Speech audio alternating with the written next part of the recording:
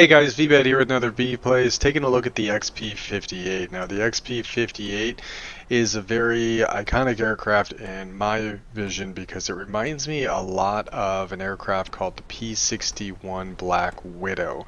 Now, unfortunately, the P-61 Black Widow is not in the game, but it was also a twin-tail designed aircraft. Now, some people think that the XP-58 is a previous iteration of what the P-61 eventually became, but I've discovered upon doing my research that the P-61 Black Widow is actually a Northrop Grumman product, opposed to this aircraft, the XP-58, which is a Lockheed Martin aircraft. Now, Lockheed Martin started development of the XP-58, well, pretty much towards the end of the war. They saw how successful the P-38 was doing in the Pacific Theater, and it had really long legs, which allowed it to be able to do longer escort missions and patrols. So they figured this might be the solution to the long-range issues of having a fighter escort with the deep strike strategic bombers like the B-17s that would fly all the way into the heart of Berlin. But eventually the Mustang came online and removed the concept and purpose of what this airframe was designed for, and it's huge. This aircraft is massive. Even compared to a P-38, this thing is very big. But it also accommodates 2 crew members, so I guess that makes sense in a lot of ways. Speaking of 2 crew members, what do you actually get from the other guy? Well, I think a lot of people already know this. It has turrets. It has 2 50 cal turrets, M2 machine guns, 2 of them in each. And these are the exact same turrets that you will find on the A-26B Invader, which we just did a video on. The difference is that the turrets don't traverse nearly as far to the left and right. It's only 60 degrees, and I say that with a grain of salt because only 60 degrees is still a very substantial firing arc. So the XP-58 really does get to let those guns sink quite often. In fact, I just got a turret kill there. So the forward firing armament, however, is going to be a set of 4 37mm cannons. It reminds me a lot of my P228, which is going to be a similar setup but with 30mm cannons. So if anybody's gone down the British line, and as soon as I get the engines fully upgraded, I will do a video on it. The XP-58, the Tier 9 British Heavy, has a similar it has a similar armament of 30mm cannons with relatively similar flight characteristics as well as rate of fire, all centerline mounted as well. So as I've gotten used to the P228's firing mechanics, I think I got a pretty good gauge on how this aircraft's cannons work as well.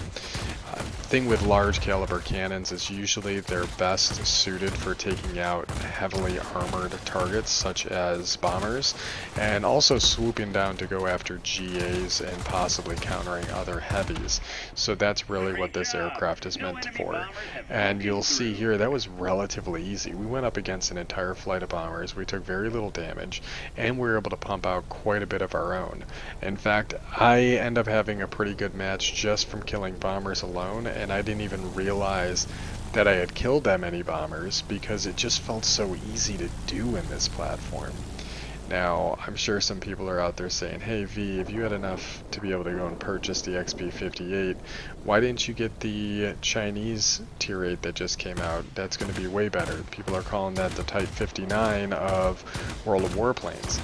And while I'm inclined to agree with you to a certain extent, I wanted this aircraft based on my knowledge of the history of what the Chain Lightning was and its relative similarities to the P-61 Black Widow, which I also think is a very amazing aircraft, and I wanted to have something similar to it in games. So I played this game for a little bit of a different reason than I think most other people do. I don't play it to win necessarily. I play it more because I just like being able to play a game and kind of live out my historical fantasies of what would it be like if I were to try and shoot down planes in this aircraft. Now, I know this isn't a flight simulator, which is probably good for me because I doubt I'd be able to fly a real flight simulator fighter aircraft, but I'll say that I have a great time playing this game, and it's exactly what I need to unwind at the end of the day, and it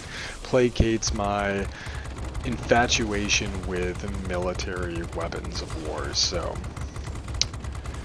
the XP58 is just a really cool looking platform, and if you've watched any of my previous videos of my P-38, I do love my P-38J, and it is the aircraft I fell in love with as a child, so getting to see kind of its big brother, even though it's experimental, is something that I really enjoy.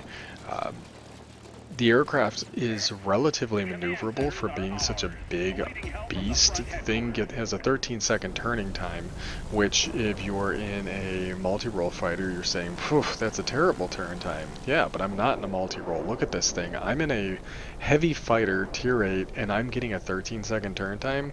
I'll take what I can get. That's pretty decent. That's going to allow me to be able to turn on almost any other aircraft at the same tier that is going to be operating up at this altitude, or at the very least I can outpace it. Now at 8,000 foot performance, it does pretty well here, and tie that into the fact that this thing is easily able to get up to 500 miles an hour in a straight and level boost. And even here I realized too late, the bombers, I forgot about them. They're about to make their way into my command center, and we're about to air superiority, and I'd like to keep that if I can, and I would hate to be the guy that wasn't doing his role and cost us this zone. But we got up to 500 miles an hour very quickly, and we were able to get over here and kill enough of these aircraft to be able to retain the zone. Yep, they've all dropped already, but I'm gonna kill them anyways in order to eke out a few more points, and they're worth about 1,000 combat points apiece. You can see here the combination of damage and killing the airframe is bumping up my point score pretty decently here, and that put us up to 13,000. And if you're aware, if you stay till the end of a match and you win, you get another 1,000 combat or personal points on top of that. So we are going to get Wing Legend from this match, and let's see, where's the end results screen? There's that 500 miles an hour I was talking about as well. Man, this thing just zooms, doesn't it? Alright, there it is. There's our Wing Legend for getting that extra 14,000 points, but we'll go ahead and hit you guys back up at the results screen. Alright, so here we are at the end results screen. This is my first battle in this aircraft. I've never flown it before, but applying some of the principles we've learned from flying heavy fighters, we're able to apply it quite well here. The crew I'm training up on this is going to be the XF5U because it is the closest to getting its 9th skill point on this airframe, which is great because this is also going to be a great crew trainer for that particular type of pilot, because this is the same class being a heavy fighter itself. In addition to that, it has finally given me a purpose for my tail gunner on my A26B, which means that I can put my A26B tail gunner in here with no cost of retrain, and I can continually build up experience on this tail gunner as well, which is going to make him very well suited for being able to keep me alive in the battle. And as you saw, there was actually an instance where the tail gunner did shoot down an enemy aircraft, and it was just completely happenstantial. Now the field of view on the tail gun isn't going to be nearly as substantial as what you see with the A26B. It does not have the 100-degree field of fire to the left and right. It's only 60 degrees, but 60 across the board is nothing to turn your nose up at. This is a great firing art for any aircraft. Just the A26B has an incredibly good one. So it's an unfair comparison, but it's going to be the exact same guns. They're the M2 machine guns. They have the same damage potential. They also have the same firing range. Difference here is I'm not going to be putting on turret stabilization because this is a heavy fighter and I want to fly it like a heavy fighter. The tail gun is just going to be an added benefit. It's not the primary damage dealer for this airframe.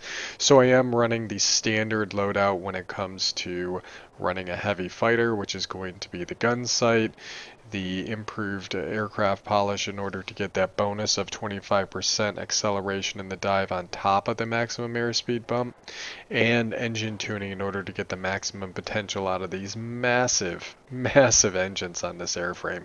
The XP58 is just more of a further iteration of what the P-38 Lightning program was. So they saw this twin-tailed aircraft, knew it was really good, so they wanted to build a bigger brother to it. And until they introduced a Black Widow into the game, I am perfectly happy flying its experimental predecessor, the XP-58. So I hope you guys enjoyed the video. As always, like, favorite, comment, subscribe, and I'll catch you guys on the next one.